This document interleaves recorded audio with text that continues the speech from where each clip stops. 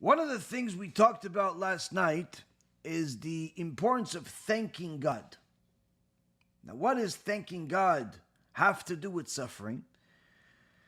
The Gemara in Masechet Brachot, and this was paskin da halacha by the Rambam and the Shulchan Aruch, and across the board, a Jew is supposed to and obligated to thank HaKadosh Baruch Hu both for what's a blessing as well as what seems to be like a curse.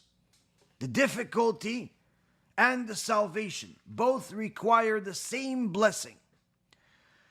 Now, of course, for a person to get to a point where they're blessing Hashem for the difficulty certainly takes time.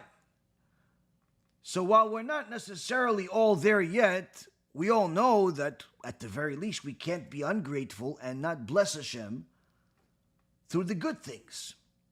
Especially after what we learned last night, that when somebody doesn't bless Hashem, it literally can turn the blessing into a curse. It literally can turn life into a curse, because when someone doesn't bless Hashem and is too focused on complaining, that shows lack of gratitude, which is literally one of the top few things that HaKadosh Baruch Hu hates more than anything else. It's literally up there with idol worship.